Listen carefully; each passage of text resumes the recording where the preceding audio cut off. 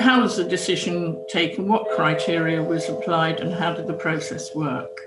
Yes, certainly. And just on your point about the merger, actually, if you look at both staff numbers and the director generals and the directors, far from being a takeover of one side or another, we have genuinely fused the best of both. And indeed, and if you look at the background of our DGs, our director generals, brought in expertise from outside, or indeed senior leaders within both previous organizations who have that external or broader expertise. The way I wanted to do this was similar to the GNI Post review for 2020, which we, I think, felt gave us confidence that rather than salami slicing budgets with a very difficult financial decision that we've had to make, one that reflects the economic circumstances, worst economic contraction for 300 years, budget deficit double what we saw at the peak of the financial crisis, is nonetheless, with the £10 billion that we've got for 2021, 2022, is make sure we really try and maximize the strategic impact. So we looked at 7 key priorities for the purposes of delivering poverty reduction, and they are climate biodiversity, on the one hand, COVID and global health security, third, girls' education, fourth, science and research. And there's a very exciting piece of work that we're doing around science and research to bolster the productivity of our ODA budget and our development policies, open societies and conflict, and then humanitarian assistance, and finally trade. And so we have set out and the strategic criteria. I think I published that previously, the strategic criteria that we would adopt, and we have formulated the spending decisions and the allocations based on that, rather than saying X percentage would come off one or other, either thematic or geographic allocation. So those are the broad criteria, and that's the broad approach. Thank you. Isn't this really just this merger, just an exercise in raiding the former ODA budget that DFID used to handle, and the operating budgets to support the Foreign and Commonwealth Office activity? No, I don't think that's true, and I appreciate you prepared your questions, but I don't think that reflects the 7 strategic priorities I've just set out. We have a major piece of work we're doing on climate change, and of course, Foreign Office has traditionally been involved in all international policy work, but actually that represents both the development aspect, but also the climate change agenda, which is cross-government. I think the work that we're doing on global health security in a year and at a time where we've pioneered the research on the AstraZeneca vaccine. We've been a world leader in terms of our contribution to COVAX. We've secured 1 billion doses, and the broader public health considerations. I'm not sure that is traditional diplomatic terrain. It's much more cross-cutting, and certainly engages very heavily the traditional development side of government work. And then girls' education is clearly and squarely a development piece of policy. I do think there is something rather different and innovative, though, in bringing in the trade and the science and research piece, and looking at how we use all the tools that we've got right across government, and in particular in the innovation space, to maximise the impact of our development policies and ODA spend. I think that is a bit different, but I think it's hugely welcome. I'm not really sure that fits the traditional diplomacy or development paradigms. I think it's something new, but all the better for it. Thank you. Thank you very much. Can I bring in Ian Little-Granger, please?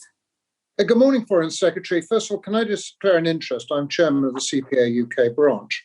But can I ask you a 3-part question? The first is the status of the Commonwealth. As you know, we've gone on far too long being a charity, and we need to change it. Lord Amid has been first rate, and I absolutely admire him. But Foreign Secretary, we do need your help to make sure this changes. 1, to help us get parliamentary time. 2nd, if we can get a bill, either a lower or upper house, to your support, and also support of your department, and to make sure this is changed. And therefore, that's the first question. The second one is the integrated review. Now, I think all of us have been reading that with keen interest. And one of the problems is, you say quite rightly in it, it's for democratic values, you need to defend and champion democracy at home and globally. That's absolutely right, and it falls with SDG 16. But I am concerned, very concerned, will the FCO have enough money to help the Westminster Foundation, ourselves, the CPA, and others, to be able to continue doing what we're doing as soft power between the both houses and to project what we're doing? And you have been generous, very generous to the CPA in the work we've been doing and helping us to make sure that we continue doing that. And the third part is a very specific question. We've signed a 20-year agreement between us, the French, and Unitaid. Unitaid, I think you know, has done a remarkable job around the world. It's a very good organization. But that's now being reviewed. And the worry that I have, and I think probably a lot have had, it would break, one, our relationship with the French, which I don't think is a good thing at the moment, but also it would mean something like Unitaid would have their budget cut when we've agreed to something. Now, you may not know the specifics, Foreign Secretary, but I would like you to look at this because I do believe this is just the tip of the iceberg. And I'm just using one example. But if we go against this, I feel that maybe we'll be seen in a very different light. Thank you very much. Thank you very much. I missed the last bit. Something happened on the sound at our end. Could you just repeat the last bit of your three-limbed question? Yes, of course, Foreign Secretary. Thank you, Dominic. It's to do with a very specific Unitaid, which works poverty throughout the world. We have a 20-year agreement with the French. We signed a 20-year agreement on this, and we had agreed to do this. Now, it's under review. The two parts I've got is, one, I don't think we should be breaking something that we've got with the French, especially at the moment. But second, it is I think, probably the tip of the iceberg where these agreements are potentially in difficulty. And that's just one example of an organization that I happen to know, and I know they're doing a good job. So I just want clarification that we're not looking to renege on anything that we've agreed so far. No, I got it. Thank you very much. So first of all, on the Commonwealth, your points are duly noted and registered. Let me take a good long look at that, and I'm either happy to come and have a chat or write back to you, whichever you prefer. On the integrated review, and I saw Richard yesterday in relation to other matters, but gave him the same reassurance that, of course, we continue to hugely value what the Westminster Foundation is doing, and I think you'll be reassured that we're preserving and safeguarding as best we can the funding for the Westminster Foundation. More generally, open societies and the democracy piece is a key bit not just of the IR, but also the ODA priorities. And I mentioned to Pauline the 7 ODA priorities, and of course open societies, including human rights and democracy, are a key part of that. If anything, I think we're ramping up the work we're doing, and that's reflected in our media freedom campaign and the Alliance, which goes from strength to strength, our freedom of religious belief work that we're doing, and of course the Magnitsky sanctions, which we've used recently, and I've given a statement to the House of Commons on. I will also look at the Unitaid piece for you, and again, I can come and have a chat or write to you. More generally, obviously, across the board, we will not be breaching any of our legal obligations. And although I've tried to avoid ring fencing elements within the allocation process, because it stops you from or inhibits taking a strategic view, there are some things that are legally ring fenced, and we will, of course, adhere to our legal commitments around that. Thank you very much, Foreign Secretary. You've had responsibility for development policy for 7 months now. What do you think have been your and the department's top achievements over that time, and what would you have done differently? Well, I think you can always look at things, lessons learned. I think we've dealt with an unprecedented set of challenges. And so I do think that both with the review we had to do in 2020, with the dip in GNI, we got maximum bang for our buck, maximum impact out in challenging financial circumstances. And although I know that there's always going to be criticism and concern, I think we've done the same this time around. I think the merger has allowed us to think in more innovative and frankly a new way about development and our ODA budget, not just as some siloed element of foreign policy, but something which is at the beating heart of foreign policy. The fact that we're bringing in the rest of Whitehall, not just in terms of the FCDO structure, but in terms of what trade does, what development, what the Defence Secretary is doing, we are much, much more joined up. So I think that works. I think we've got the advantage of, albeit in a very difficult financial envelope throughout the SR, we have the three pillars of the integrated review, which sets our strategic way forward. We've got the SR and the allocations tailored towards that, and the merger allows us to do things and think about things in a more impactful way, because, as I said, we're not siloed. I think the what frustrated you? What would you have rather done differently? Obviously, there have been limits on travel. We've spent a lot of time working on repatriations, just have to do it. I think we've learned a lot, to answer your question, about supply chains. I know that's not strictly speaking something that traditionally in the development place, but actually the UK's dependence on supply chains, if you look from 5G through to PPE through to vaccine supply chains, we've learned an enormous amount. I chair the project Defend across government, looking at how we diversify our supply chains. I think the one thing, though, that I think is very important and comes out thematically and geographically in the integrated review, two things. One, the Indo-Pacific tilt, where the opportunities are, but also the scope for dealing with some of the great challenges we face, and also within Africa, the greater focus. We've got the things that we'll do baseline across the board. Humanitarian work is one of those, but I think also the strategic lens that we've applied to East Africa.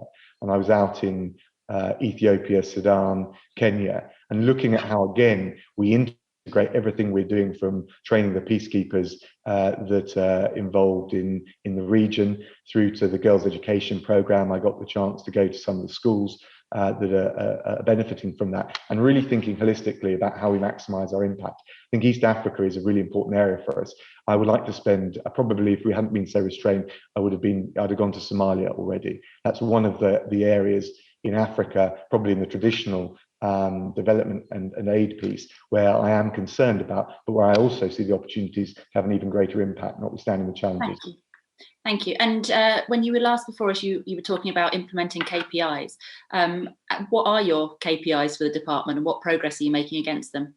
So if you look at the merger as a whole, we've made a huge amount of progress, and effectively, just to give you a sense of the process, we've got 40 of the 43 directors in place. We were aiming for 95% of the teams to be merged by the end of April. 87% were done by the 1st of April. It'll probably take a month longer to hit the overall target, but I think that's huge progress. And we're working through the country by country plans.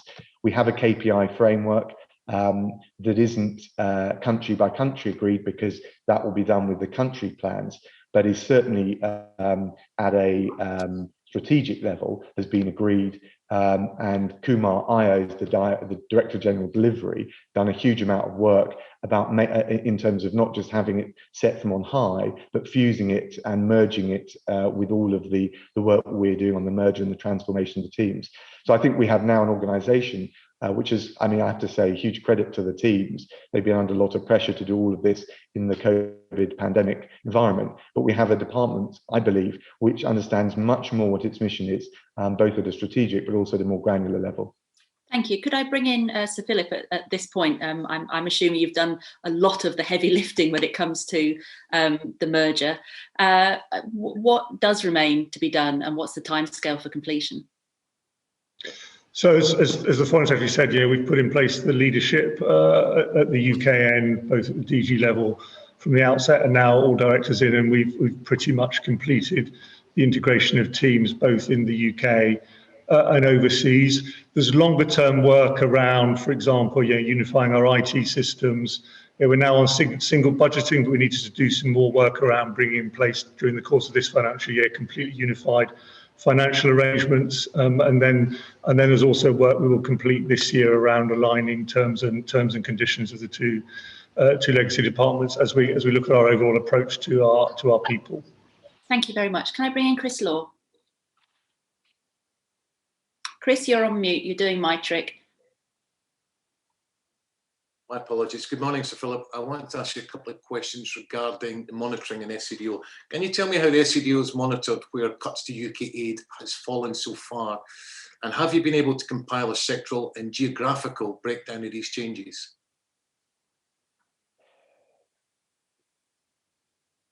So was that a question for me or the Foreign Secretary? Yes, sorry, Sir Philip. Sorry, my apologies.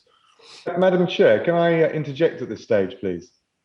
I'm very happy, obviously, for Philip to join, but really that's a policy question. If there's something, and I'm very happy to answer it, I think if there's something that's missing or a technical oversight, then of course, Philip and I work hand in glove. But really, the question of the thematic and geographic allegations, equality impact assessments, it's quite absolutely right and proper that ministers answer to parliamentary select committees on that kind of thing. We're very grateful for that, Foreign Secretary, and we'll direct all questions to you. And then if you want to pass them on to Sir Philip, that's at your discretion. We've just got some quick fire questions, if that's okay, Foreign Secretary. Go for it. So may I ask again, Foreign Secretary, how's the FCDO monitored where cuts to UK aid have fallen so far? And have you been able to compile a sectoral and geographical breakdown of these changes? Yes, thank you very much. So as I mentioned in answer to the earlier questions, rather than salami slice, we set out a strategic set of criteria. Of course, I think as I mentioned, I set that out before the House of Commons. In terms of thematic allocations, they're in the written, the broad thematic allocations are in the written statement that we've laid before Parliament. In terms of geographic allocation, I can tell you that 50% of the FCDO bilateral ODA is in Africa, 32% is in the Indo-Pacific and South Asia, and that's important for the reasons that I described. I can give you any further geographic detail, subject to, of course, the country-by-country planning is still going on. In terms of monitoring the impact, I know this has come up previously in the House. We carried out an equalities impact assessment, and again, one of the points that I can share with you is that when we did it on the allocations and the programme budgeting that we're doing off the back of the thematic and geographic allocations, it showed no evidence that programmes targeted that programmes targeting those with protected characteristics were more likely to be reduced than other programmes. So I think that can give the Select Committee some reassurance. That's helpful. If there are further details, if you could please share them with the committee, that'd be really helpful. Can I ask very quickly, how well do you and your ministers understand the sectoral and geographic impacts on the ground of spending cuts in their portfolios, and what discussions have you had with INGOs and NGOs on this matter? Well, of course, the way and with the budgeting, not least with the supplementary estimates and the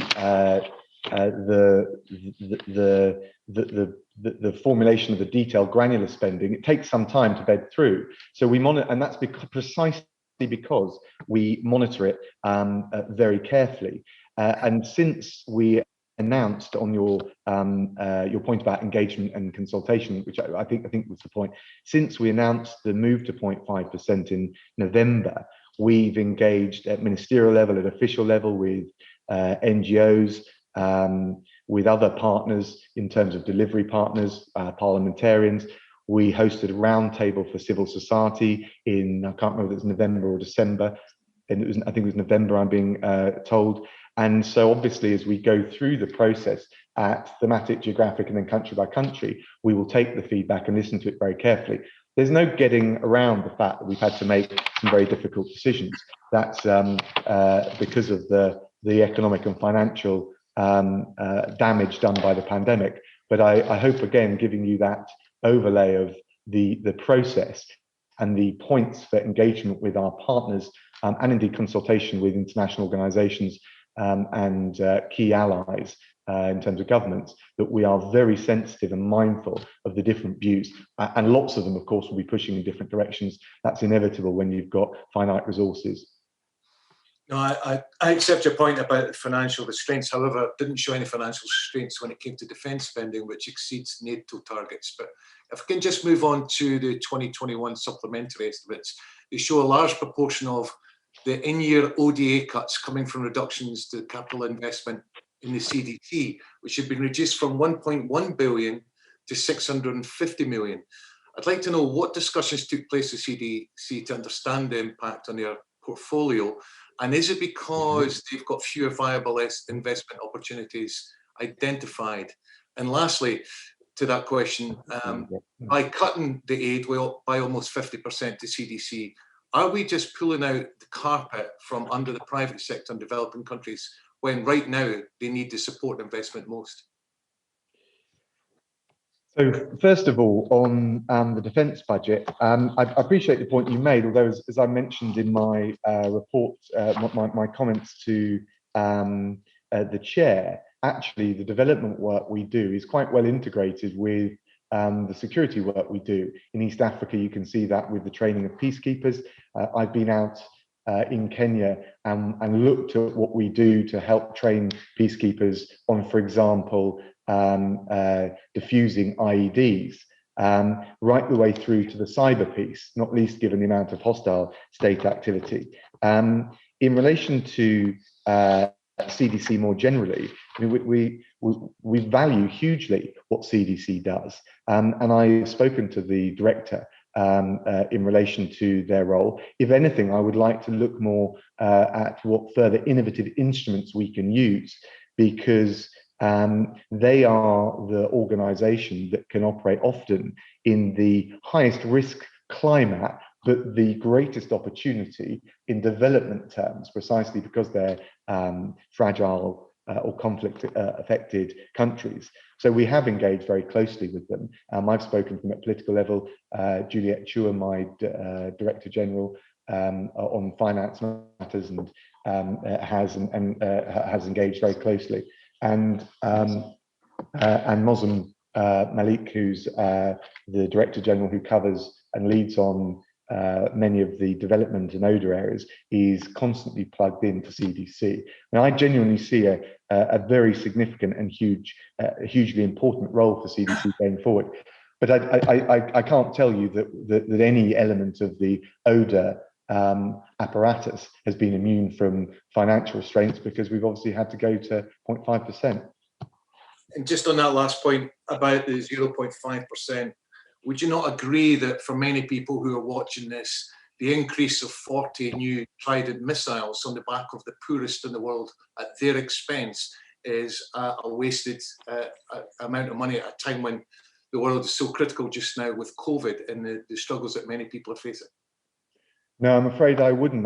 All we've sought to do is maintain our minimum credible deterrence. The nuclear security is incredibly important, not least given the proliferation of hostile state activity and the diverse nature of the threats that we face. And as I said before, actually there's a golden thread running through the national and international security piece that we do, coupled with the stability and the development and the diplomatic, as well as the ODA spend that we provide regionally and globally. Thank you, Chair. Thank you. Can I bring in Navendra Mishra, please? Thank you, Chair, and thank you, Foreign Secretary, for making time for our committee. Just on the point of UN peacekeeping missions, data from United Nations shows that UK falls quite short. So I think UK provided 286 troops, most of whom serve in Cyprus, a relatively quiet mission, and only 18 of those are women, 5 police officers and no military advisors, and very little military equipment. This data places UK 50th amongst peacekeeping contributions, and smaller countries like Fiji provide more than double the personnel of the UK. Do you think that's appropriate, and would you like to see an increase in perhaps UK contribution to peacekeeping missions? No, sorry, I don't accept that. I think that's a very skewed and frankly unsourced set of assertions, but feel free to write to me and I'm happy to give you a blow-by-blow detailed answer and indeed rebuttal. I've been out in Cyprus, I've seen the work our peacekeepers do. I've been out and seen the work we do training other peacekeepers. We make a huge commitment through the UN and indeed more generally. And I know it's highly prized by the UN. I spoke to the Secretary General within the last week. So I'm afraid I don't accept that. Sorry, Foreign Secretary, I'm not suggesting that this isn't, the Cyprus mission isn't important. My question is more about the data that is public, available publicly from the United Nations website regarding the numbers and contribution compared to other countries. And you can disagree. You may find it difficult to disagree with the data from the UN. I think it places UK 50th amongst peacekeeping contributions. Why don't you write to me, set out the detailed source that you're quoting rather than paraphrasing and not citing it in a way that that I can respond to on the granular detail, and I'll give you a very full response. I reassure you. Thank you. I will. Thank you. Can I bring in Brendan Clark-Smith? Thank you, Chair. Good morning, Foreign Secretary, and good morning, Sir Philip. Sir Philip, if I could ask you a question, please. The supplementary estimate memorandum states the FCDO's committed up to 1.3 billion of new ODA to counter the health, humanitarian and socio-economic impacts of COVID-19. Is this new ODA or funding that's been moved from other programmes? So as you know, as I'm sure you know, the supplementary estimates are adjustments made in the course of the financial year to the main estimates, which are the original allocations by the Treasury to departments. In a sense, what the supplementary estimates show is changes to those main estimates. So what you're citing, in a sense, is the amount of money at the point at which the changes are made in the year.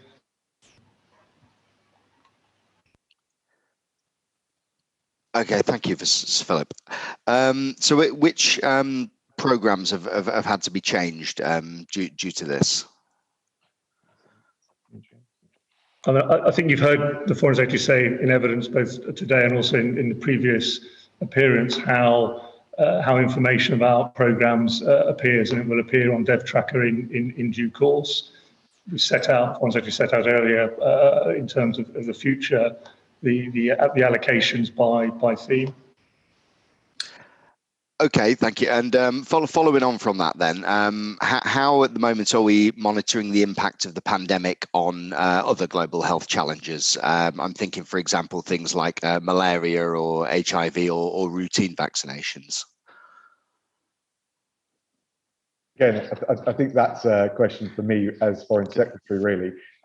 Look, we've pledged a huge amount to the global health piece, £1.65 billion to Gavi between 2021 and 2025. As I mentioned earlier, we're harnessing the UK expertise in science, research and development. You can see that in the fact that we've pioneered the vaccine, but also at the COVAX level, we want to make sure it's equitably distributed. And in relation to wider public health, we've made further 340 million contribution in new core contributions to the World Health Organization. And you're right to say that things like the traditional polio, tropical diseases have been somewhat eclipsed in terms of the focus of attention this year because of COVID. I think that's inherent in having an emergency and a pandemic like this, but we do watch that and stay alert to it very closely. And of course, it depends a little bit on the feedback we get from the national reporting systems, for example, in the African countries affected. But we monitor that as best we can, and we try and make sure, again, as best we can within the financial circumstances everyone finds themselves, that we are not taking our eye off the ball of the huge achievements that we've made in supporting efforts against malaria, polio, TB, etc. Absolutely. Thank you, Foreign Secretary. And just finally then, it was said that there's no immediate plans to publish a global health strategy and that we're going to continue to review the approach. Is this still the case? And what do you think this may mean in practice? Well, I think the point about the spend is that it inevitably the spend is firmed up through DevTracker and the other mechanisms in year, because we need to stay agile and adjust to what the real-time reporting, which you rightly asked about, is telling us. So in that sense, then that's a good thing, and it's published in the normal way. In terms of the strategy, we have a clear agenda on COVID, but also on those other health priorities that you mentioned. And if there's one or other element that you're not sure about, or you'd like to hear more what we're doing, I'm very happy, write to me, and I'm very happy to set out the full detail. Thank you, Chair. Thank you. Foreign Secretary, we didn't really get an answer to my colleague's question about when we're going to find out about the new ODA money for health projects, other than it'll be on Dev Tracker at some point. So the question is, do we have a timescale? Is it likely to be a week, a month, or 6 months? And the other question is, do the actual organisations on the ground get consulted on this, and do they know in advance of it going on Dev Tracker? I'll let me write to you about precisely when it goes up on Dev Tracker. Of course, we have we have constant feedback from our partners. We proactively try and engage both with the global NGOs, but also the local, regional, and in-country partners. But even if we weren't, we get feedback. And of course, in relation to the negotiations and the contractual work we do, we scrutinise very carefully and engage, and we seek evidence on the impact that we're having, but also on the accountability of those funds. So that is an ongoing process. That is happening constantly throughout the department and around the world. But I will write to you about what the plans are for updating Dev Tracker on the various different health programs. Thank you. Feedback tends to be retrospective. Are you proactively sort of speaking to people in the countries to see how you should be shaping your programs there? Yes, we do proactively engage. Equally, of course, every NGO and every partner and in every country will want their particular project, not just maintained, but increased. That's the nature of these things. We do also have to make sure that we look very carefully at the feedback, and in terms of value for money, and of course, against the strategic priorities that I've set out, make sure we're allocating it smartly. But we get that feedback constantly, and we proactively go looking for it. Thank you, that's very reassuring. Can I bring in Thea Clark? Thank you, Chair. Foreign Secretary, in the integrated review, there was a commitment to exceed the 2% NATO defence spending target, but it also said that a return to spending 0.7 on ODA would only be possible when the fiscal situation allows. First of all, can you set out exactly what that means? Can we have a definition of the fiscal situation allowing? And secondly, with extreme poverty being a key driver of conflict and instability, is this not a false economy to be cutting the aid budget with one hand, but raising defence on the other? Well, just in terms of the second part of your question, Theo, thank you very much. As I mentioned before, I don't regard these in siloed terms, the way that perhaps inadvertently or otherwise that you intended. I see the work we do internationally around security and defence. Yes, we've got our traditional threats that we face, but actually we have a much wider, diverse range of threats, and they feed into a lot of the international priorities, including the development work we do. If I look at cyber, if I look at propaganda and misinformation, including around, for example, we've had attacks on the research around the vaccine, which we made public at the time in order to call out those responsible. In all of these areas, it's not just traditional state to state, it's also non-state activity, but actually working not just with our closest allies, but also with our development partners. We're looking to make sure we safeguard many of the most vulnerable countries around the world. So I just don't see, and I think one of the advantages of the integrated review and the ministerial meetings that I chaired, I think there were 9 with officials and ministers across the piece, is how integrated that piece is. And I've seen it firsthand in East Africa.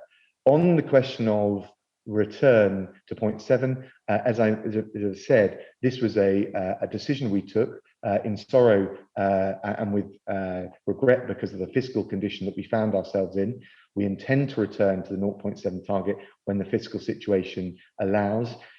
We haven't set out bespoke or fixed criteria for that, but what we would want to do is look at the fiscal and the economic position in the round. Once we recover, and as we recover from what are pretty exceptional and unprecedented circumstances, It is certainly a rounded judgment, as well as the obvious looking at how the deficit, the structural hit to the public finances, the debt burden is affected. Thank you. But to give you a specific example, Foreign Secretary, I mean, how effective can something like the new conflict unit be if the programmes that are dealing with conflict are actually being cut? Well, I think it is in terms of the conflict centre that we're creating in the FCDO, I think it's a great opportunity to bring in all the work we're doing on PSBI, on accountability for war crimes more generally, which is a personal passion of mine. On the diplomatic piece, I'm out in Cyprus next week. We're looking at the 5+1 talks. Clearly around Yemen, there's a huge amount of work being done. I think, again, following the logic of integration, which the merger brings forward, having a bespoke part of the FCDO, which is proactively looking at where we can supplement and support the peace and the conflict management efforts that others are engaged in, is critically important. And I think it can show you that even in a constrained financial envelope, we can add even greater value. And the ODA piece is one element of it, and you're right to raise it, and I appreciate the different views there'll be on it. But actually, it's about much more than just that. And it's about using our diplomatic convening power. It is about the peacekeeping effort that we put in. And it's also about looking smartly at where we add value, rather than just looking about the, if you like, the across-the-board allocations of ODA. You mentioned, Foreign Secretary, Yemen, and we've heard this week some extremely distressing evidence from witnesses in Yemen as part of our inquiry. Did the FCDO undertake an impact assessment on the reduction of aid to Yemen, its effects on child mortality, and its impact on the chances of creating the conditions required for peace? So, of course, we look very carefully at what's going on in Yemen, as indeed with all of the work we're doing. I just wanted to look because I know that there was some questions about this earlier in the week. And I think the Yemen country director, Chris Bold, was asked about this. Just to be clear, we identify the risks that we see across the board. We have conducted the equality impact assessment that I described. But in terms of a standalone impact assessment, country by country, done in a formalised way, that's not the way we've operated to date. Mainly because there are too many scenarios and they overlap. So I'm not sure it would be particularly effective. But what I would say on Yemen is we're very closely involved. Obviously, Martin Griffiths, as the UN Special Envoy, has done an incredibly important job. If you like, the constellation of diplomatic effort has, I think, shifted and taken a real boost with the new focus and drive and support from the new US administration under President Biden. My concern would be my overarching concern in Yemen is that the Houthis are still engaged, notwithstanding the Saudi offer and the Yemeni offer, still engaged in aggressive military activity, attacks on Saudi, the attacks and the desire to take Marib. And we've got to persuade the Houthis to come to the diplomatic table, because that is the only way there'll be lasting, enduring peace for the people of Yemen. Thank you. And finally, how much of the ODA budget for this current financial year has already been pre-allocated? And I'd be interested to hear what your policy is on changing this allocation in year. So say, for example, there was a natural disaster, would you be able to respond to that change, or is it all pre-allocated? We have a crisis reserve, and I can write to you on the figure around it, but that we set up precisely. I'm just checking. Yes, it's a 30 million crisis reserve, precisely to give us some flexibility and some agility around the humanitarian piece. And there is always some firming up of the budget allocation against actual spend that takes place within year, and that gives us some residual freedom of manoeuvre as well. Because, as you rightly say, we should do the strategic planning, but we've also got to be able to react to events, particularly those that are unforeseen. Thank you, Chair. Thank you, Foreign Secretary. Thank you, Foreign Secretary. Could I just clarify something you about impact assessments? You said that you don't do an impact assessment on sort of every eventuality, which I understand. But have you done an impact assessment on the cuts to country budgets? I'm thinking, for example, in Sahel, where we believe it's been cut by about 90%. I'm just thinking that it's a very unstable area where Daesh is really mobilizing. So would you do an impact assessment on cutting funding there to our national security, for example? So we certainly carried out an impact assessment which looked at the bilateral country spending. Absolutely, and as I mentioned before, we looked at the evidence that it threw back. Of course, it will have an impact. It did show no evidence that the programs targeting those with protected characteristics would be more likely to be reduced than others. More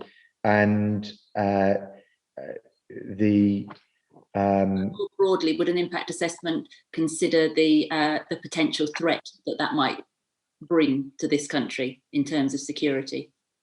We would of course look at that very carefully. There's no magic in the formula of impact assessments. It's part art and part science and part art. But we look obviously at the most vulnerable countries very closely. And actually, by setting our strategic 7 priorities, which include humanitarian assistance, and I've conducted the process both within the FCDO but also across Whitehall, it gives us an opportunity, line by line, to assess very carefully what the impact on programs will be. And the way we did it this year is we looked at it program by program, but we also then did a separate process on top of that, looking at it region by region. And that is on top of and before, if you like, the country by country planning that we do. I don't think we've ever done quite as much granular scrutiny of the impact of our financial spend as we've done this year and over the last 2 years. And of course, that's absolutely right, given the pandemic. No, I do appreciate the huge amount of work. Is that something that you'd be able to put into the public domain, even if only the headlines of it? I can certainly write to you and give you as much as I can about the process and the detail of it. That would be fantastic. Thank you. Over to Chris Law. Really taking it. If I could just pick up with Sarah's point there about, you said that there's more work now being done than ever before at granular level to examine where the money is going. How can you be sure you're making the right choices if that is the case in administering UK aid, if you're not talking to the organisations who have been working with the UK government for years in many respects on projects around the world? We are talking to those organisations. I don't know where you've got that from. Sorry, Chris. Well, just to give you some example, the announcement from the cut to the science, you talked about scientific investment, but there's a cut of ODA from 245 million to 125 million, to which scientists have described as catastrophic consequences for the UK. And that was published just at the end of last month in The Guardian, for example. Yeah, well, look, I think that related to the Bayes element of the ODA allocation. But look, there's no doubt, Chris, if you read The Guardian line by line, you'll find someone to criticise us for something. But that doesn't mean, as you suggested earlier, that we don't talk to partners and delivery partners. And I can tell you that 4% of the UK ODA budget will be spent on science and technology. That covers, of course, there's the Bayes element to it, the DHSC, but one of the things we've done with our allocations is at FCDO have an overarching strategic view, a double lock, if you like. We're committed to reaching our target of 2.4% of GDP spent on R&D across the UK economy by 2027. The FCDO is spending 253 million on R&D this year across the 7 themes, and we do get feedback and evidence on the projects we run. So just to give you 3 illustrations, we are very proud of having led. Just in terms of time, would you mind writing those to us? Chris, have you got a? Yes, I just wanted to also ask, has there been an assessment made about the number of UK jobs that will be lost as a result of the cuts to the aid budget?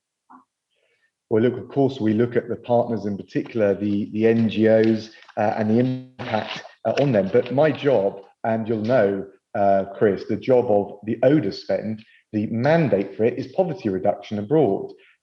So, of course, we're mindful of the impact on NGOs, but that's not our primary focus. Our primary focus is the impact that we have on the countries that we are legally mandated to support in poverty reduction. So, of course, we're mindful of it, but that can't be our primary focus. We're here to serve the poorest and most vulnerable in the ODA priorities that I've set out, not primarily, at least, to look at the impact it has on jobs in UK NGOs or otherwise. Okay, thank you. Over to Pauline Latham. Yeah, thank you, Foreign Secretary. You mentioned a little bit earlier about £30 million in the crisis fund reserve. Could you tell us exactly what you're going to do with that? Because in this financial year, 2021, the ODA crisis reserve had an allocation of £500 million, not 30. So how on earth are you going to respond to any crisis with only £30 million in the bank? Foreign Secretary, sorry, did you not hear? Sorry, I didn't quite catch that. Can you write it down? You didn't catch it. Could you tell me how you're going to deal with any crisis with only £30 million in the reserve, when this financial year, up until the end of this last financial year, the ODA spend, the allocation was £500 million. That is a huge cut. How are you going to deal with any crisis in that situation? Sorry, thanks, Pauline. I understand. No, I think it's 900 million in the humanitarian space, but I'll let me write to you. No, I'm talking about the crisis reserve. I understand. By the way, we will be in 2021 the third highest bilateral humanitarian donor. But the 30 million is an extra capacity that we will have, which allows us to respond within 24 hours to a new emergency. So I think this is different to what we've done previously. And that 30 million comes from the wider reserve that we've got. But I'm very happy if it's helpful to write that out in detail. Yeah, could you write to us on that? Because that's a very confusing answer. I don't really understand what you've said. But if you could write and clarify exactly how and where the money is for crisis reserve.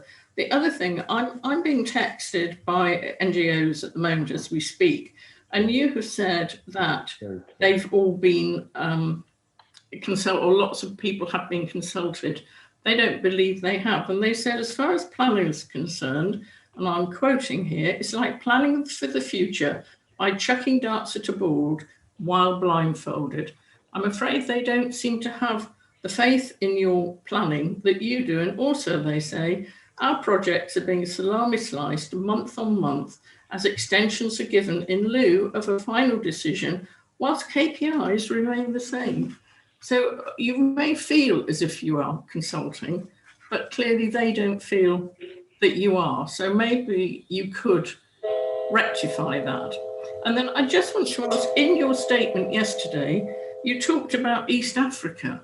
But what you did was you redefined East Africa. You missed out Tanzania, Burundi, Rwanda, and Uganda. Why have you redefined it and therefore fudged the figures again? So, Pauline, first of all, on NGOs, you'll always be able to find NGOs that will be critical at a time where we've got financial pressures and we've had to make savings. And I understand that. As I mentioned, I mean, legally, but also I think morally, our duty is to maximise the impact we have on the ground in the countries affected, rather than just simply to think about the allocations or the headcount in NGOs. We have consulted. I set out at the beginning of this session the detail of it, but I do understand the pressure and the uncertainty it creates for NGOs. We do understand that. We value those partnerships and they're very important. We certainly haven't redefined East Africa. I was giving an illustrative example of the countries that we're working with, but what we've said, and we set it out in the IR, and it's set out in detail, and I can point you to the areas if but I'm sure you've got a copy of it.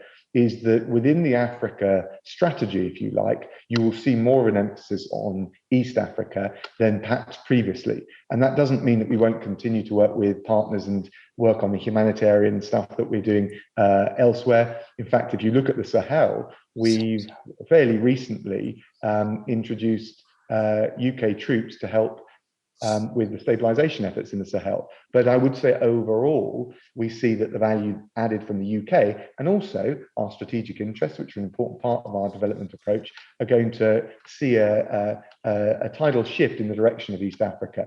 And I certainly felt that from my visit to Sudan, Ethiopia and Kenya earlier. But of course, the other countries you mentioned are very important too. Thank you, Foreign Secretary. Brenda Sharma. Thank you, Chair, and good morning, Foreign Secretary. The 400 million allocation for girls' education represents almost a 50% cut against an education spend of 788.6 million in 2019. How does this fit with it being a strategic priority? So first of all, that figure is incorrect. There is a saving that's had to be made, but it is nowhere near the proportion that you've just described. It is less than 20%, and I can tell you on the Global Partnership for Education, which we're hosting the replenishment summit with Kenya later on in the year. Although we haven't set out the detail of our pledge, I can reassure you that our pledge will represent a substantial increase on previous years. This year we will invest 400 million in 25 countries, in over 25 countries, and obviously not least given the GPE program and the summit that we'll co-chair, but also it will be a key part of our G7 priorities. So we are leading in what we do nationally, but we're also using our international convening power. As you'll know, the two global targets that we've got, and we're working with the GPE on, are to get 50 million more girls into education by 2025 and 20 million more girls literate by the age of 10. And we're absolutely committed to those international efforts. Can I just clarify, as I did at the beginning, the figures that we're working on are 2019 figures. So the figures that Virendra Sharma has just quoted are your figures that we're quoting back again from 2019 to this current financial year. Okay, well, so they're not accurate in relation to this year on last year, but let me add that to my to-do list to write to you about so that I can give you that clarity, which I'm very happy to do. Thank you. Thank you, Chair, for clarifying that. And I must assure the Foreign Secretary that I'm not questioning his knowledge on the subject. I have very little knowledge, but I took it, as the Chair said, 2019 figures, and it was almost 50%, if not exactly 50%. So that's where confusion could be. But what do you think you can realistically achieve by spending 400 million, which I hope is the right figure for this year, on girls' education? 400 million pounds, Virendra, is a huge amount of money. Eye-watering for many of our constituents. And as I said, part of it is the projects that we work on. When I was in Addis, I went and had a look at the schools in action. We provide the support, the wraparound hygiene for young girls to get the education they need. I've seen the impact it makes on the ground. But what also matters, and again, we come back to the point about merger and our G7 presidency, is the way that we can combine our aid spend, which is substantial, with our diplomatic and convening power to encourage others in this team effort to get 40 million more girls into education and 20 million more literate by the age of 10. Thank you.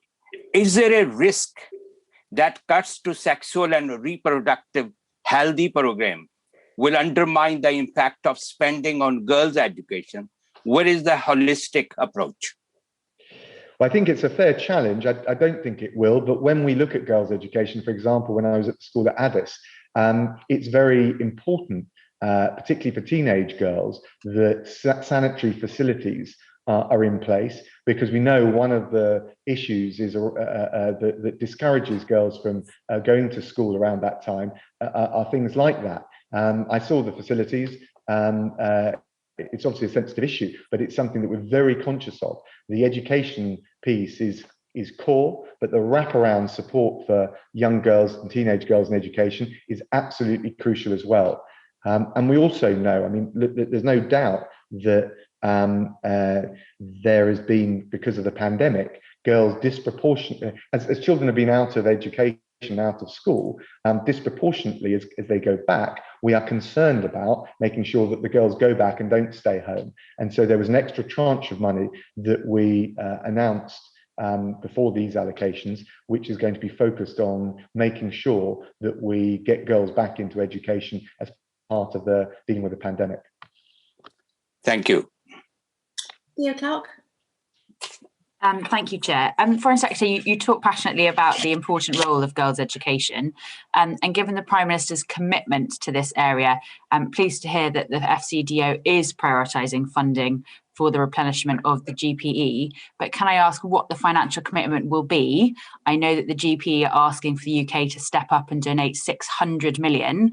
And given that we are hosting the G7 summit, surely that would be a strong example of UK leadership and encourage other donors to step up and address this important issue in a pandemic. Yes, thanks, Theo. Really important. I did a virtual meeting with Julia Gillard and the High Commissioner from Kenya this week, and I made clear that whilst we're not yet in a position to announce the detail of it, it will represent a significant increase on last year and recent years. So forgive me and bear with us while we set out the full detail, but it will be a significant increase. And your point is exceptionally well made, that obviously we're hosting GPE. We want to send a really strong example, and you want to create this virtuous cycle where we lead by example and then we encourage others to follow. Thank you. Chris Law.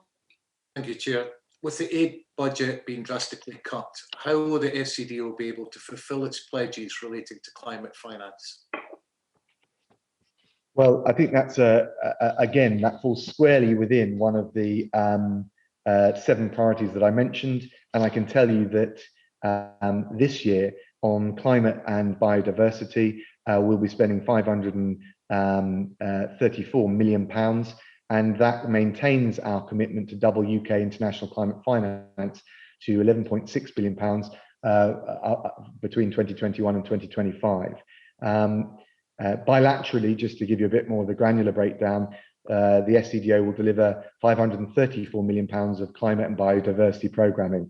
That is a doubling of the average annual spend between 2016 and 2020.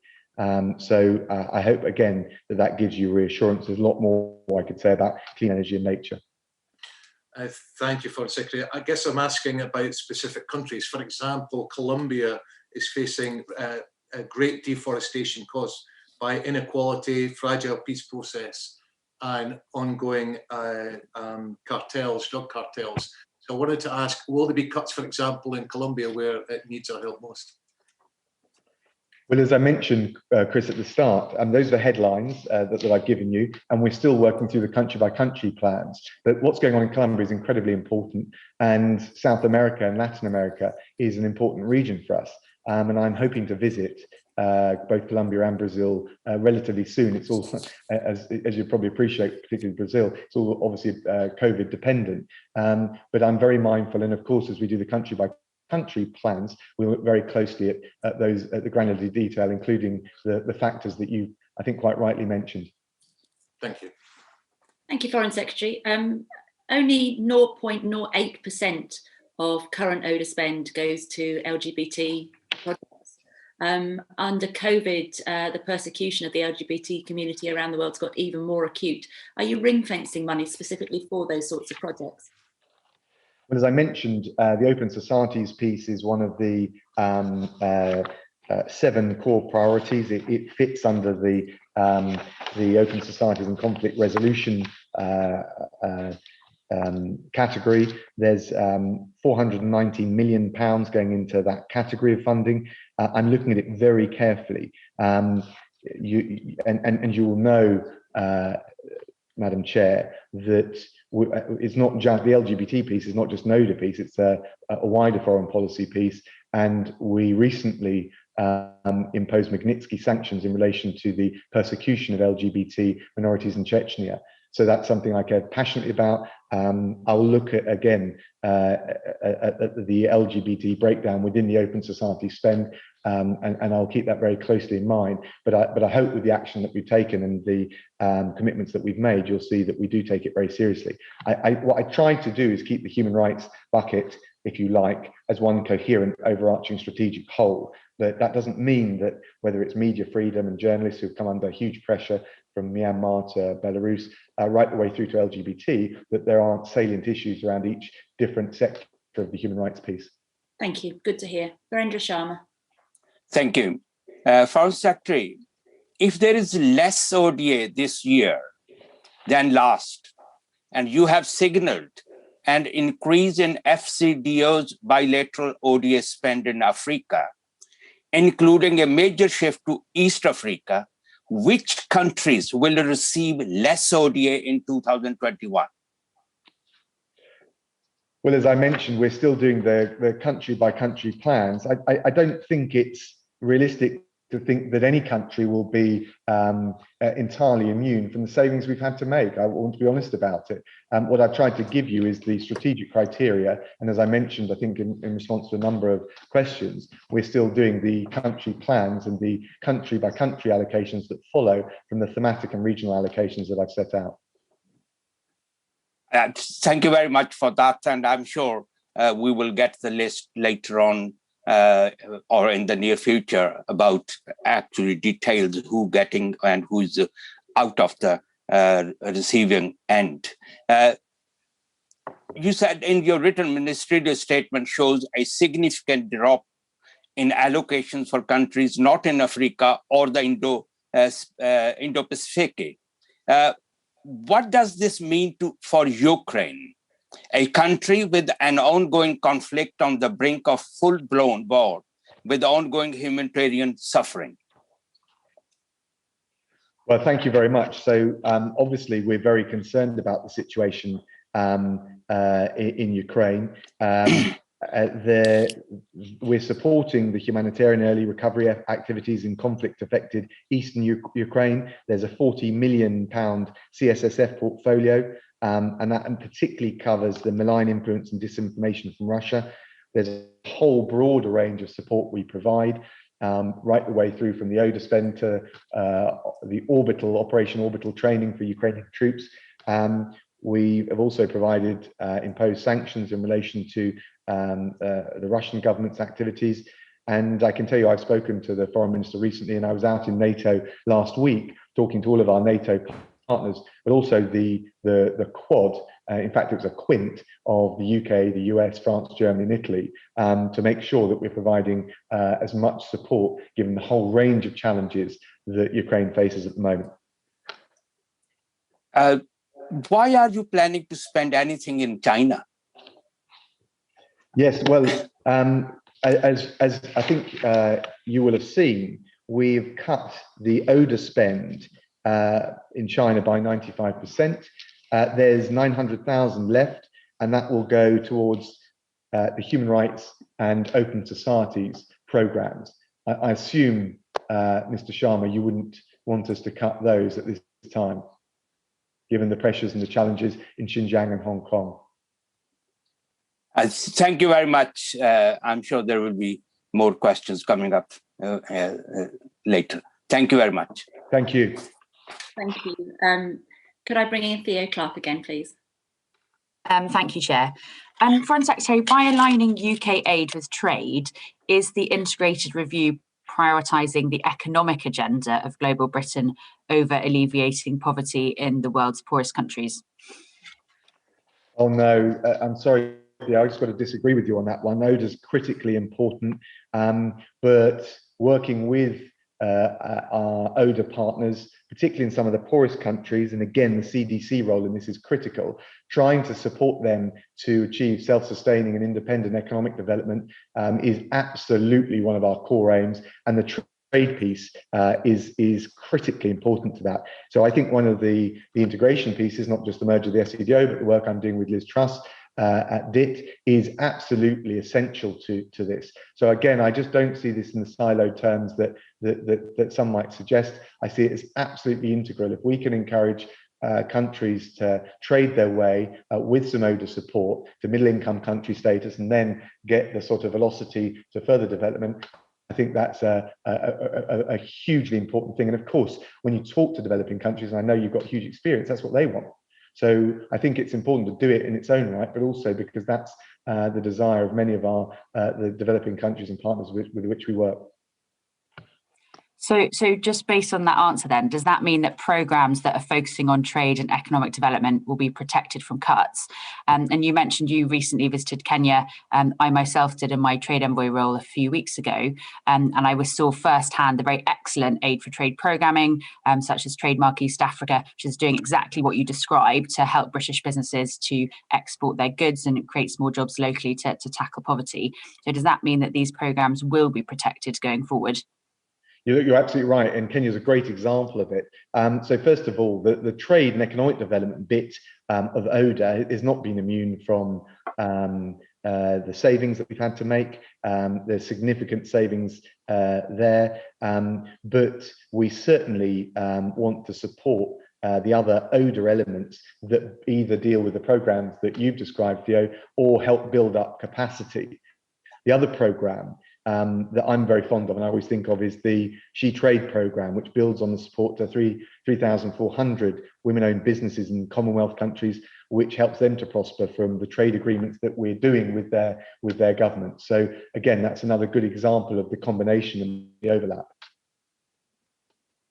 And can I just clarify, in terms of embassies getting an update on the timeline for their centrally managed programmes budgets, and when will they be decided so that embassies do know which programmes are surviving and which ones might not be? Well, we're already in the process of doing the country by country plans. Obviously, they need to be set centrally, so we've got some coherence, but they're fully involved in that. And we're going through, we've already, I'm not sure we're half the way through it, but we're in the middle of firming up those programmes.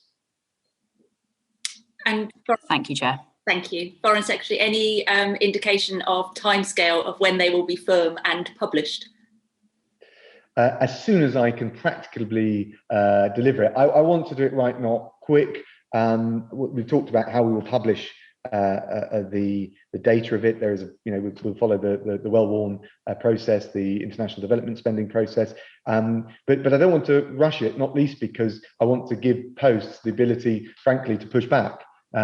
In a way, we've got the strategic overview, we've got the regional overview, we then consult, but I also need to make sure it's coherent and we're not just being lobbied by posts, it's a consultative process. And then I want to look at the thing, look at it overarching and in the round. So I know that, I don't know whether it feels laborious, it's certainly painstaking, but I'm just very conscious of the importance of getting it right, even more so because of the financial pressures we're under.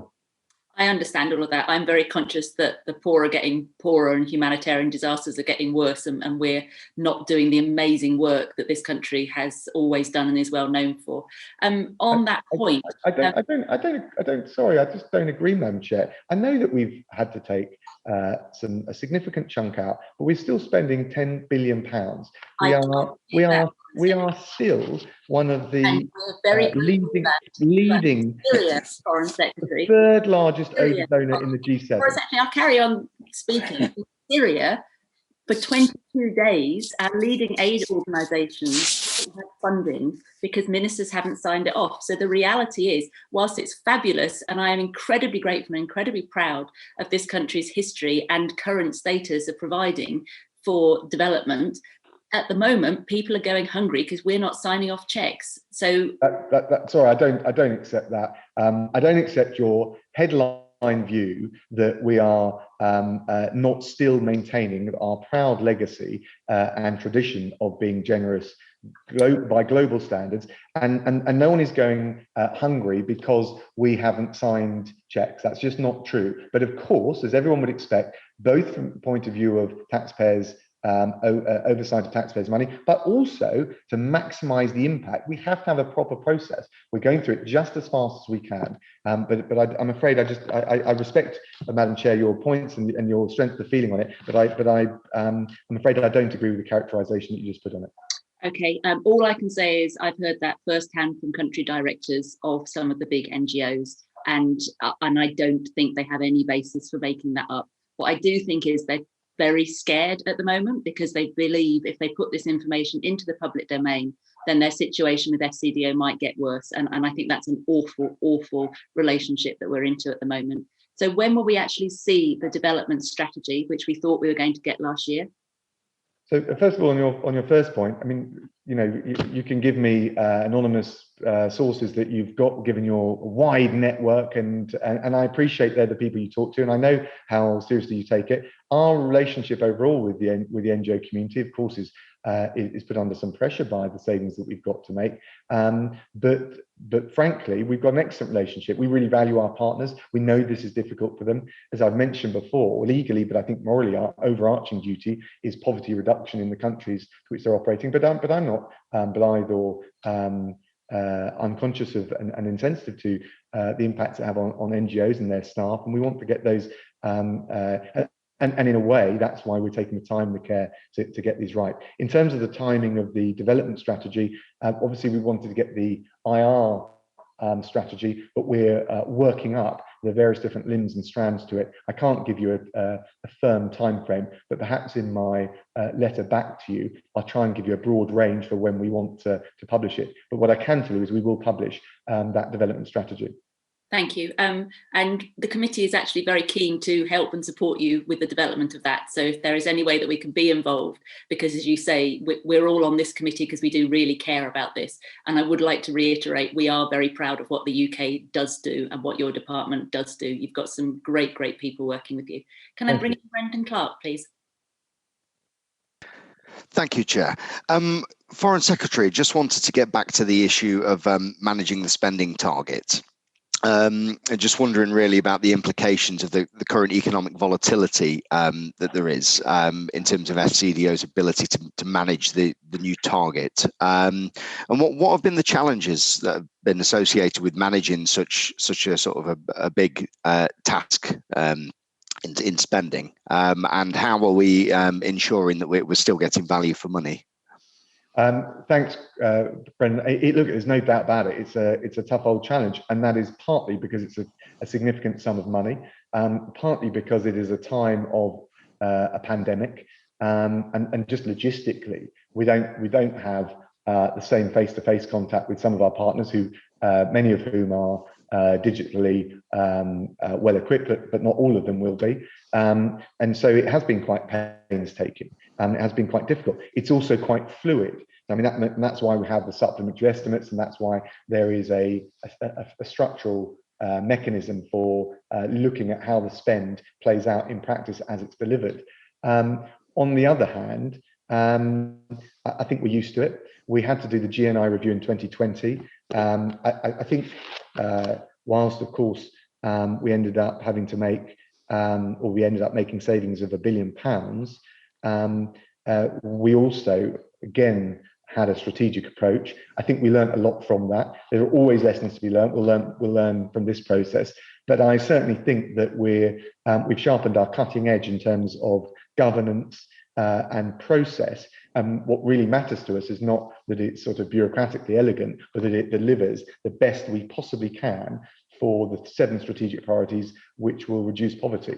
So there's never a perfect process in Whitehall, but I think we have made huge strides. And I think as a result of that, we will deliver better bang for our buck, and that's important, I think, for taxpayers, but most of all, I think it's important for the value added. And I think you can see that in some of the things, the new things we're doing, like COVAX and climate change. Excellent, thank you. And just finally, following on from that, would the government then be open to perhaps spending more than 0.5% if they judge that spending less was compromising value for money at any point? Well, the 0.5% is what we're aiming at and targeting, but I don't see that. So I don't think we're going to get to a situation that we're spending too much and not getting value for money, or too little. The reality is, within the allocations we've got, we just got to make sure that it's going to the places that need it the most. Ultimately, that's whenever I look at any spreadsheet, whenever I talk to my officials, whenever I talk to our NGO partners, that's the question I'm asking myself. Thank you, Foreign Secretary. Thank you, Chair. Thank you. Foreign Secretary, on the return to 0.7, in our sleep, we all parrot when the fiscal situation allows. I wonder what that actually means to you, because of course it's a very ambiguous statement. So have you put some actual rules in place that you'll be looking to abide to? And can I say it's very reassuring that the government has now shifted to that commitment to return? Thank you. Well, I think we'd always said that we would return as soon as possible. This was always a temporary, an emergency measure, if you like, because of the economic damage reaped by the pandemic. I'm having looked at this, and every time I look at this, I've looked at whether we should have rules, principles, rules of thumb, criteria. I remember Gordon Brown's 6 tests, and I always worry that it won't do justice to the challenge that we've got. What I can reassure you is that I've discussed it with the Chancellor and the Prime Minister together. We've looked at this very closely. As I said before, we'll need to look at the fiscal and the economic position in the round as we make steps progressing from the what's been an exceptional crisis. And of course, we'll adhere to the Act and look and make sure that we take the implications of the Act very seriously, including the mechanism for parliamentary accountability that is written into it. So I'm absolutely committed to that. Thank you. Devendra Mishra. Thank you, Chair. Foreign Secretary, my question is regarding Oxfam. So I'm sure you'll be aware Oxfam's recently been given a clean bill of health by the Charity Commission, and it is also certified by the Humanitarian Quality Assurance Initiative. Although your department has recently suspended it from bidding for government funding earlier this month. Does this make you reconsider current regulation and oversight of the aid sector? It's a great question, Vendu. Let me just set out the facts on Oxfam, because it's quite a significant case. But to answer your question, there's the regulatory, if you like, framework through the Charity Commission, through the safeguarding measures that we have in place. I am always looking, without stymieing our aid programs and effectiveness, I'm always looking to be belt and braces with the safeguarding side of things. You'll be aware that the Times reporting that sparked some of the latest issues on the 2nd of April related to a letter from a member of staff to the Oxfam management, which talked about allegations of fraud, corruption, sexual harassment, abuse, threats and intimidation in the Democratic Republic of Congo.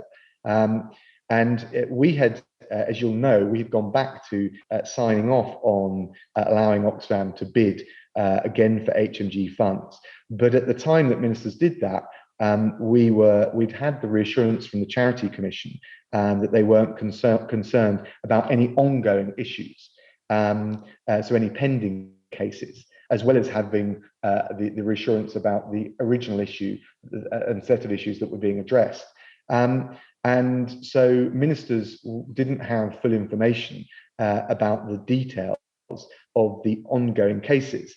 Now, there were different arguments, and the Charity Commission felt that they were being satisfactorily handled by Oxfam, and I'm not second-guessing that call. What I am saying is, when I looked at the allegations, when they came to me, when ministers became aware of them, and I looked at the allegations, and they're only allegations, they've got to be, there's a due process for this, they included systematic fraud, and the severity of some of the allegations, particularly around sexual exploitation, made me feel that I wanted just to put a pause on it until those particular allegations were addressed. So frankly, it's a belt and braces approach, because I saw both A, severity of some of the allegations, B, systematic. So it wasn't just the case of the individual concern, but potentially broader. Oxfam, of course, have quite rightly appointed an independent investigator, And so what I want to do is wait for the outcome of that and see what the findings are, and also any remedial measures that are proposed. And I appreciate it's disruptive, but I do think that we've got to take our safeguarding responsibilities acutely, very seriously indeed. And so I won't just look at this from a tick box exercise or take one or other regulatory body's view or say so on it. I will look at the detail of it, and I think that's what ministers should do. Thank you, Foreign Secretary. I think you mentioned DRC. I think in addition to DRC, I think in the last couple of days, a report about Iraq, Oxfam in Iraq, has also come forward. So it's not just one country; it's quite serious issues. Just on staying with Oxfam, whistleblowers are absolutely vital to highlighting abuses, not just at Oxfam but across the sector. This committee has recommended that FCDO partners they undertake an audit of whistleblowing practices to ensure that people who come forward are protected, and cases of sexual exploitation, abuse, intimidation, all of those are brought to light. Will you reconsider the committee's recommendation on that? Look, I always take it very seriously. I know I was asked about it last time I was before the committee. I haven't changed my mind on it, but I am always interested about how we fine tune and sharpen our safeguarding activities. I also just want to say, because it's only fair to say, both for I know how seriously my officials take this. I know how seriously the Charity Commission takes this, and I think we also need to have a recognition that the environment within which we operate, often fragile countries, vulnerable people, and the conditions there mean that we will always, I think, however good our processes are, be dealing with one or other set of claims and allegations. They must be absolutely rigorously checked. But I think it is in the nature of the work that we will have some of those claims. And what I wouldn't want to do is so stymie either the sector or my officials that we don't still lean into saying we've got to provide that aid. We've got to do it safely and responsibly. But I do accept, and I've heard the argument from the third sector, but also from my officials, about the operating climate and environment within which a lot of this work takes place. So I've got a zero tolerance approach to this. I think my approach to Oxfam demonstrates that, but I do understand the environment within which the whole sector is working, and I think that's important for them to feel that we appreciate that. Thank you. Just my final part of the question. Are you working with authorities in countries like DRC to strengthen their justice mechanisms and ensure that survivors have access to justice and support? Yeah, and do you know what? When I was a young Foreign Office lawyer with many moons ago, I worked in the DRC. We've been, working with capacity building in the justice sector there and in many other conflict and post-conflict countries. It's difficult. It is precisely because of the challenge in setting up justice mechanisms on a parallel with anything that we'd be used to in the UK, let alone or in Europe or in the West. It is really difficult. But of course, ideally, what we want to do is strengthen the domestic justice accountability and governance mechanisms. You're absolutely right, but there is a basic baseline that I think we need to establish, and before it is established, we've of course got to have all the oversight mechanisms that you'd expect for us to apply, both in FCDO but also in our relationships with partners. But I think you're absolutely right about that. Foreign Secretary, thank you for that. Could you please write to the committee as the progress is made on this strengthening mechanisms in other countries? Thank you so much. Thank you, Chair. Foreign Secretary, this is a random question just because I'm nosy. When you were a lawyer in the department, did you ever have ambitions to become Foreign Secretary? No, not at all. I worked under Jack Straw and Margaret Beckett, and I always, funny enough, I was a scrupulous civil servant, so I always viewed my political ambitions that had to be parked.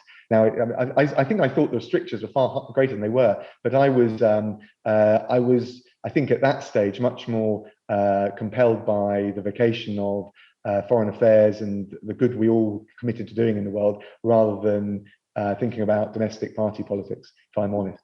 So do you feel very proud where you are now? Hugely proud, but more than that, hugely proud of the team I've got. And when you think about the safeguarding issues, I had a meeting this week with the team about it. There's just no defensiveness. All want to try and get the right solution. You know, this is a team that's worked under incredibly difficult circumstances. I've got consular teams across the board who've done a hell of a job this year. The repatriation effort, and then you put on top of that the merger and the SR. I think I'm very proud of the teams we've got and the character that they've shown, as well as the expertise that they all bring. You have got some really wonderful people. Could I stay with the theme of sexual abuse? So one of the things that Mark Lowcock has recommended, which this committee also supports, is to have an independent ombuds, because I think, as you alluded to, there is a massive power imbalance between donors, organisations, and the people on the ground that they're there to partner and help. So unfortunately, abuse and exploitation is likely to occur. What are your views on having an independent third party who could oversee when there are complicated cases where perhaps the local legal system isn't strong enough to intervene? So at a theoretical level, and we've all obviously got experience with the parliamentary ombudsman, I think there's, I'm attracted to it at a theoretical level, at a principled level. Why? Because, and frankly, we could give someone else the job of scrutinising all of that. And I know it's been discussed extensively with donors since 2018. I have to say, and I know Mark's a big fan, but it didn't get a lot of support amongst across donors, and it hasn't generally seemed to garner a consensus. And I think that's partly because there wasn't a clear vision for its remit or of the technical details of how it would in practice operate. I think you would need a clearer consensus on that. So let me just say, I'm at an in principle level, at the principled level, I'm attracted to the idea, but I'm not sure that the details have been fleshed out, which would command the kind of consensus we'd need, or for it to be a workable, viable proposition in practice.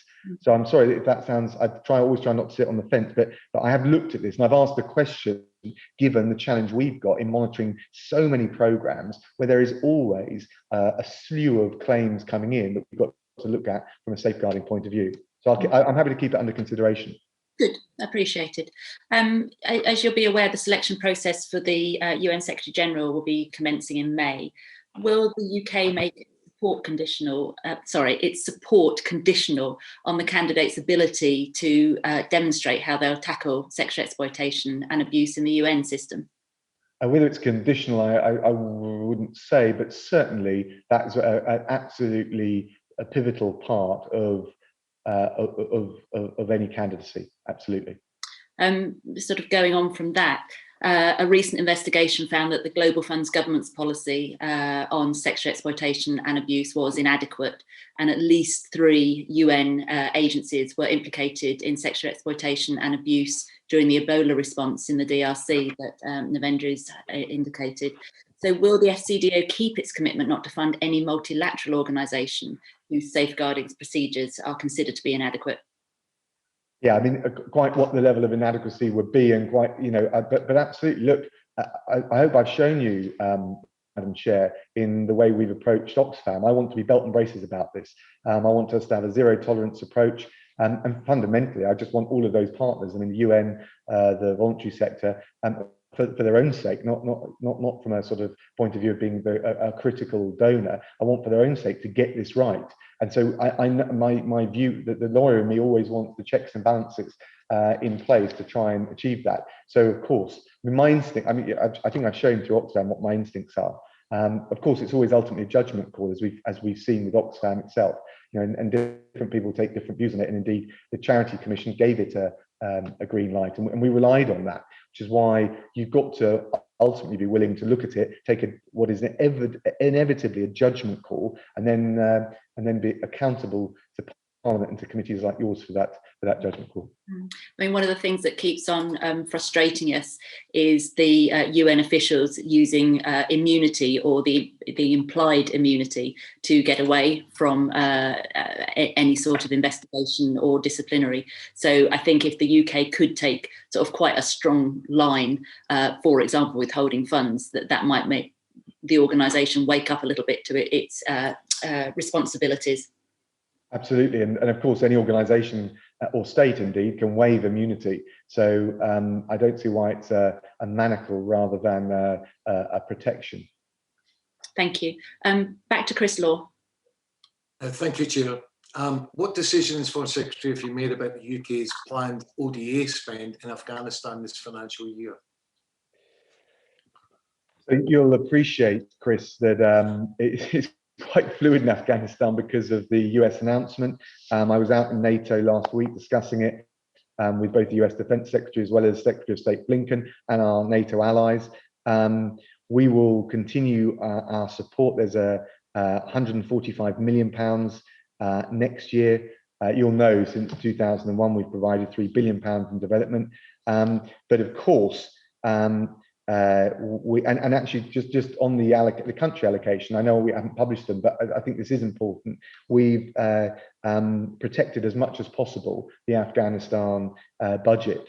I would say that within that, given the fluid situation that we're facing, there will be we'll be watching it very closely. There will be some fluidity around it, but I would expect that to be within the envelope rather than in terms of. I can't see them getting less than the allocation that we've provided. If anything, they may need to. We may need to look at the facts and give them more. More generally on Afghanistan, obviously, with the US decision, with the NATO decision, our priorities are going to be making sure our forces are protected beyond May the 1st and making sure that we can deal with the counter-terrorism capacity that will inevitably be affected as troops draw down. But on the same level as that, making sure we can progress the parties, including the Taliban, through the peace process and secure the hard-won gains. And that includes not just the military ones, but the things that we've done around particularly women's rights and the other development gains that we've made in that country. So I'm very acutely conscious of the challenge we've got, and we're making sure we provide the funds to support that. And can I ask, what does a military withdrawal mean for the humanitarian situation and development efforts in Afghanistan?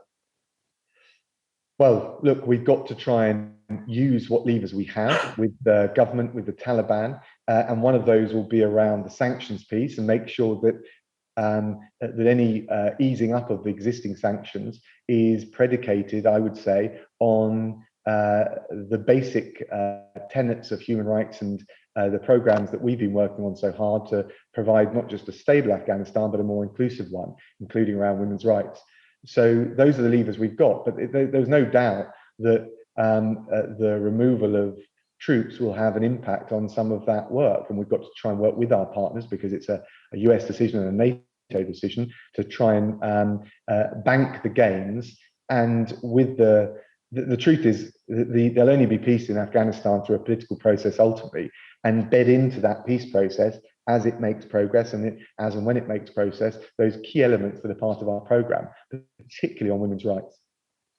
Thank you, Foreign Secretary. If I could turn my attention to Eastern Ukraine, a place I visited a couple of years ago to see for myself the challenges on the ground. I wonder what your assessment has been made of the humanitarian needs of communities in that region should the situation escalate. Well, of course, I mean, as your question points out, it depends what happens. We're focused at the moment, as well as the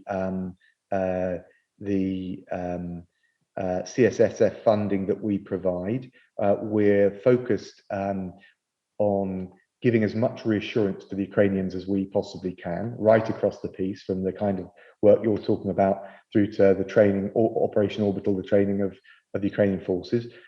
We are trying to send a very clear message to Russia.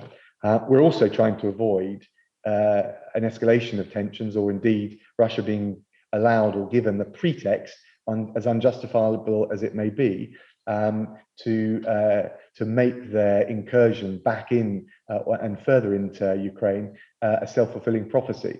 Those are three rather difficult priorities to square, but that's what we're focused on.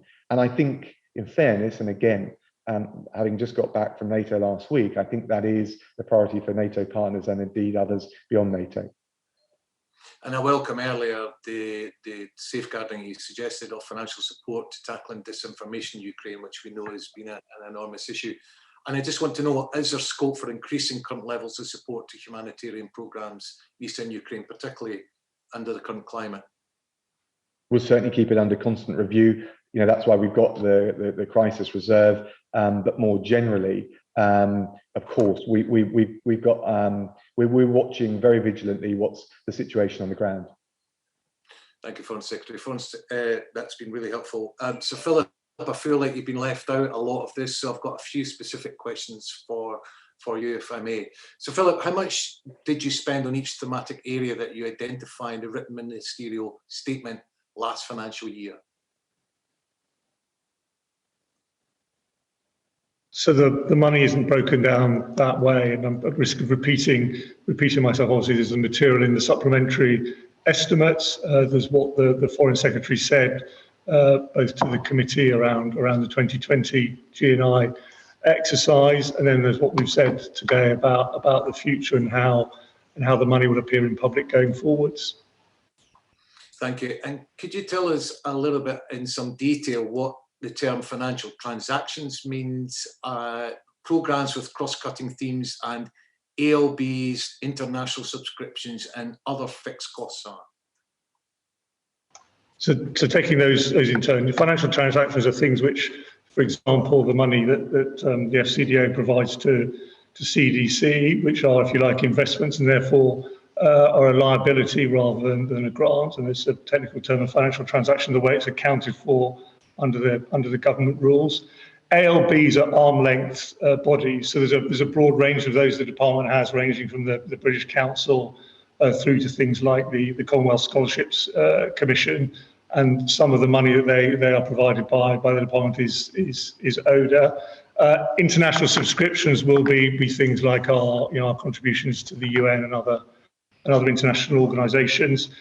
I may have missed one of your lists, and I'm happy to give more detail on all of these things to make sure you've got the kind of technical explanations. But those are the headlines on the things you said.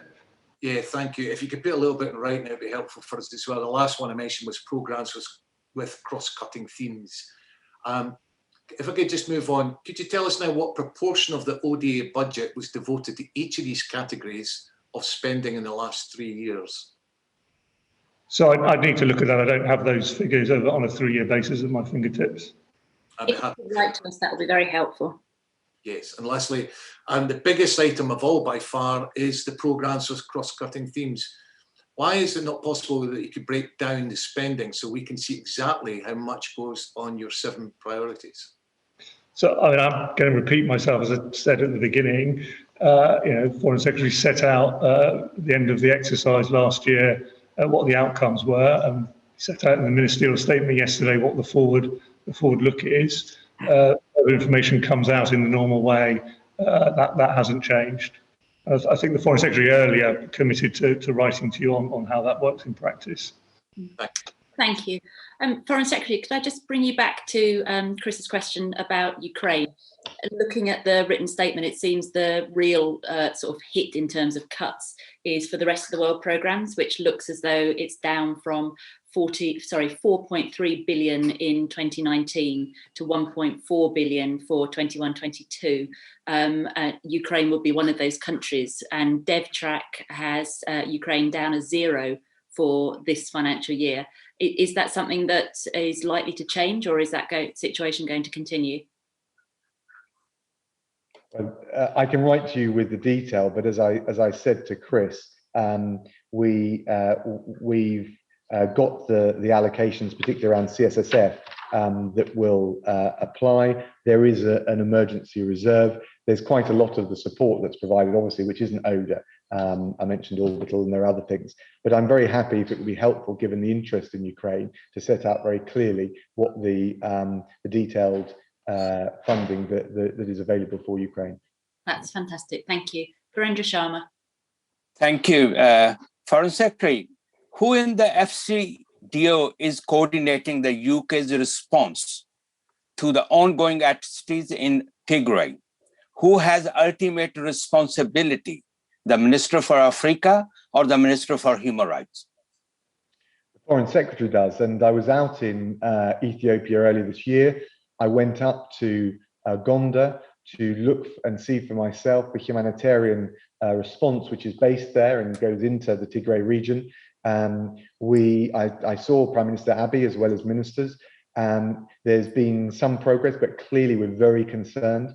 The three priorities that I would say, as I said, the responsible minister, is one, securing greater humanitarian access. They have gone from a consent basis to a notification basis, which is progress, but we need to make sure we secure unfettered access.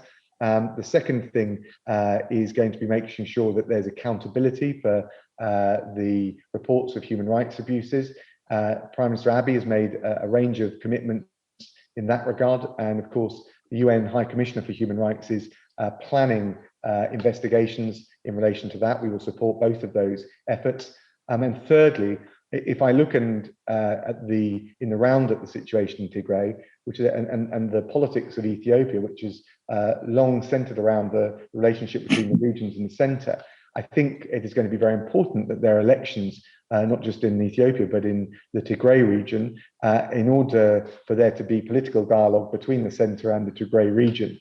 And again, that is something which Prime Minister Abiy undertook to me personally. So I hope that gives you a sense of the strategy. Thank you. Just follow up from there.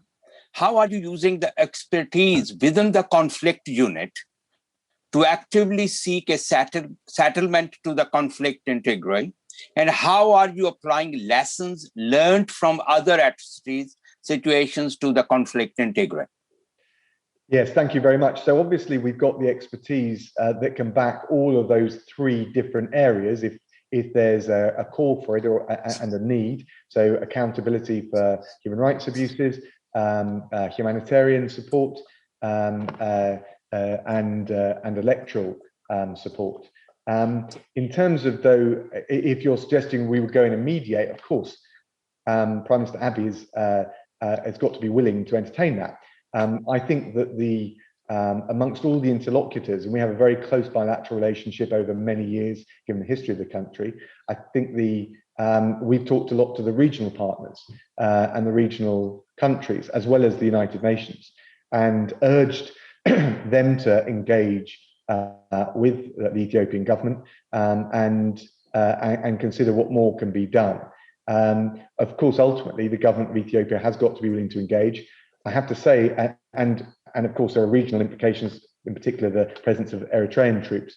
I have to say that, notwithstanding all the sensitivities, in the three areas that I mentioned, Prime Minister Abiy was willing to engage constructively, and I made various assurances. Obviously, we need to make sure that they're delivered. But I think that, of course, as you'll find often in these situations, the government of Ethiopia will regard this as a civil matter, domestic matter, not one that is ripe for internationalization. I personally think listening to the advice of regional friends and partners could help resolve the matter. But ultimately, the government of Ethiopia have got to take the same view. Thank you. Thank you, Foreign Secretary. We're actually publishing our inquiry report into Tigray next week. It's something which, we feel very passionately about, that it is the first real test of your new department, because it does seem to combine the development and diplomacy to reach a peaceful solution. If there's any way we could get a quick response back, we'd be most grateful, just because we want to try and keep the international focus on it. Can I now turn to Theo, please? Thank you, Chair.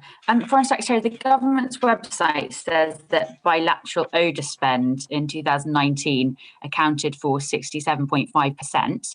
So I'm interested to know, since the merger, what is now the balance between spending on multilaterals versus bilaterals, and which is it that you're choosing to prioritise and why? It's a great question. So I think there are arguments for both, and I can send you. Well, you'll see as the data is published. The argument, of course, with multilateral spend, as you'll know, is that the accountability mechanism is assured, that you've got the economies of scale, to some degree you've got the expertise. My feeling is that there is also very strong and perhaps underrated value in the bilateral spend, because it allows you really to tailor niche support for areas that otherwise might fall between the cracks of the multilateral spend. So I can see the value of both. I have a niggling instinctive desire to do more in the bilateral space, but also, as you'll know, the Treasury has strong views on this as well. But is there an inching towards doing more bilateral? I think probably yes. And that is because we've got a bespoke offer in the UK. For example, in Africa, I think the UK is more liberal when it comes to free trade than the Europeans. We do business with greater integrity than certainly the Russians, but I would argue the Chinese. But we also have this force for good agenda. I think that's a package, and I think it's very compelling. And I think there is a real case for us being able to put together bespoke bilateral packages in those sort of contexts. But it's ultimately a balance. Thank you, Chair. Lavendu. Thank you, Chair. Foreign Secretary, could I go back to climate finance, please? The UK's provision on climate finance is considered world leading, and the need for more money focused on anti-adaptation finance has been acknowledged by COP President Alok Sharma. But this funding must be in addition to the aid budget rather than cutting into it. With an already reduced aid budget, increasing climate finance from existing ODA funds will reduce spending in other vital areas such as health and girls' education. We are in the middle of a global pandemic, but both are very important and both should be properly supported. Why can't additional climate finance for low-income countries be supported outside of existing funding? Well, thanks. Look, I certainly agree with you. Both are important. They're both reflected in our 7 strategic priorities. We'd always want to put more money into one or other, but you understand the financial pressures we're on. I've explained them at length. What I can reassure you is that we're maintaining our commitment to double the UK international climate finance to achieve 11.6 billion by 2025. So rest assured on that front. Thank you. Chris Law. Thank you, Chair. Foreign Secretary, when we last met at the International Development Committee, I asked you the straight question that, as a former lawyer, are you concerned that you'll break the law by reducing the aid budget without changing legislation? And you said you were. So I want to ask a question. Are you planning on bringing a vote before the House so that the House can actually speak on this, debate on this, and vote on this? And if not, are you delaying it because of the G7 summit and it might bring embarrassment, given the volume of opposition in the House of Commons to this to the world's neediest people? Thanks, Chris. Well, I mean, look, we're not delaying anything because of the G7 summit. If that were the case, we wouldn't have put out these allocations. We will act in line with the International Development Act. Of course, the Act itself, as you'll know, Chris, explicitly envisages there may be circumstances where the 0.7 target is not met. There's an accountability process within it. The question is, I think, what the parameters of that are. I'm looking at that very carefully, and of course, I'll inform the House and this committee how we intend to proceed in due course. But I'm not concerned about, I'm very sensitive to the issue, but of course we're not going to behave in any way unlawfully. You wouldn't expect me as a former Foreign Office lawyer to advocate that. No, I appreciate that. But nevertheless, I would like to know, are you considering a debate and a vote in the House? Because we've asked this repeatedly. It's been a long time since the announcement of the cut has been made. And there's very strong opposition and a big requirement from a simply democratic process to have that discussion in the House. Are you looking to do this? It's a straight yes or no answer.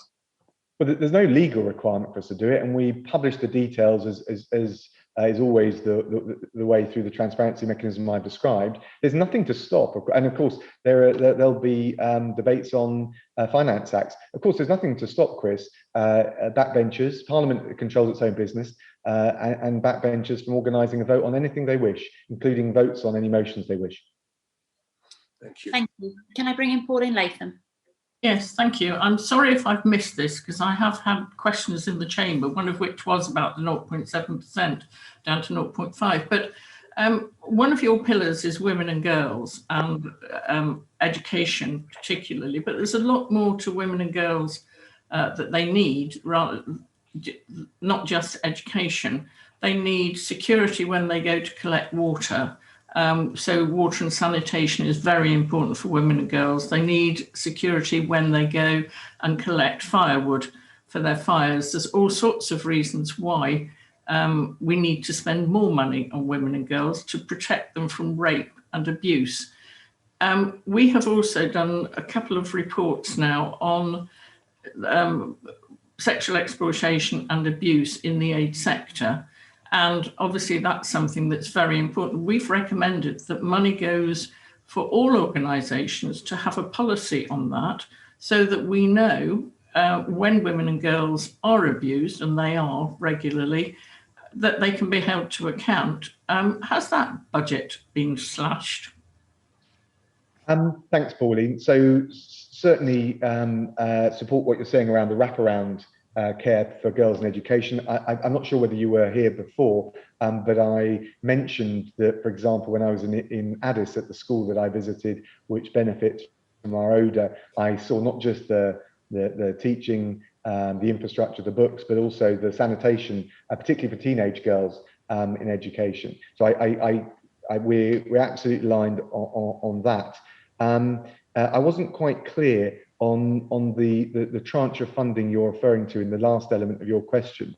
But can you just repeat it, please? Yes, sorry. I know it's around the safeguarding. We had a series of questions earlier around Oxfam and safeguarding. So I just want to check it's not something that I've already answered.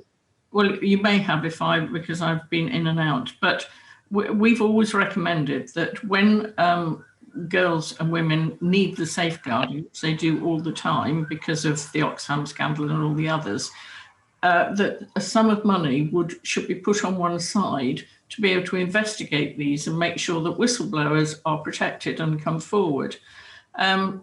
Is that money that should be in every budget for every NGO, is that money being slashed out of the budget so that they cannot do that for women and girls? And because it's such an important thing, and we see constantly women and girls are being abused.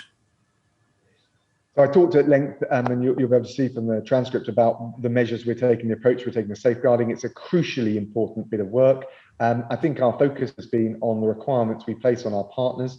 Pauline, you may have seen that I recently suspended again Oxfam's funding whilst in fairness, while they conduct an independent investigation in relation to some of the fraud claims, but also sexual harassment claims in relation to the DRC. And I'll want to see both the findings of the report, but also any recommendations on remedial measures. I'm not sure whether we earmark specific funding when we or condition specific funding based on two particular areas of the checks that they have in place. To be honest with you, we would normally look at the safeguarding and not provide them any funding in the first place unless we had the assurances that it was robust enough. But rather than micromanage their budgeting process. But let me take a look at that again, given I think it's quite an esoteric question, a perfectly reasonable one you're asking, and come back and in the roundup letter we do see whether actually we provide a specific strand of funding to them on safeguarding over and above the programme spend that they get. Well, whilst you're looking at that, could you also look at the recommendations we've had for an ombudsman for safeguarding and for women and girls? I did answer that earlier. The door is open from the on this, and we're very grateful for that. Foreign Secretary, I think Pauline is right. When we do push NGOs around having safeguarding sort of policies, but also the support for victims and survivors, they often say that it's because the FCDO won't fund them for it. So it's very good to hear from your point of view that should be an absolute core for any project going forwards. Foreign Secretary, you've been, as ever, incredibly generous with your time and the information that you've given to us. Sorry that we've given you such a long list of things to write to us on, but it is appreciated. We do appreciate all that you do and your team does, but again, we are very concerned about the cuts and the strategy behind that and how best to mitigate the problems. So I'm afraid we're going to continue pushing you on that theme. But today, both to yourself and to Sir Philip, thank you so much for your time. It is really appreciated. Thank you very much to the committee and the team. Order, this session is now closed. Thank you. Thank you very much. It's appreciated. 6 sound.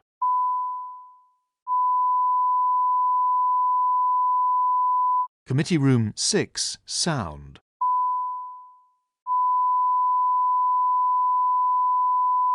Committee room